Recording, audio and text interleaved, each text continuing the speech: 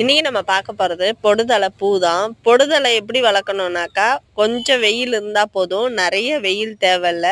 அது மாதிரி ரொம்ப நிழலும் தேவையில்ல, தண்ணி ஜாஸ்தியும் தேவையில்ல. அந்த மாதிரி இருந்தாக்கா நல்லாவே வளரும். இது பார்த்திங்கன்னா இது பூவும் உங்களுக்கு விதையாக மாறும் அப்படின்ட்டு சொன்னாங்க. இது ஆக்சுவலாக எதுக்குன்னாக்கா கர்ப்பப்பைக்கு ரொம்ப நல்லது. கூட்டு மாதிரி பண்ணி சாப்பிடுவாங்களாம் இது. ஒரு பாட்டி தான் சொன்னாங்க, பொடுதலை கீரை சாப்பிட்டா அவ்வளோ நல்லதுன்ட்டு. இது கீரையாக தான் கடைஞ்சிருக்காங்க, கீரையாக சாப்பிட்ருக்காங்க. இதை நம்ம பொடுதலை தலைக்காக தேடிக்கிட்டு இருக்கோம்.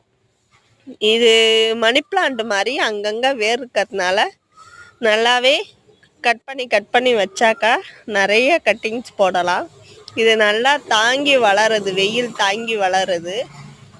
கிடைச்சா நீங்கள் நல்லா வளர்த்துக்கலாம். பிடிச்சிருந்தா லைக் பண்ணுங்கள், ஷேர் பண்ணுங்கள், சப்ஸ்கிரைப் பண்ணுங்கள்.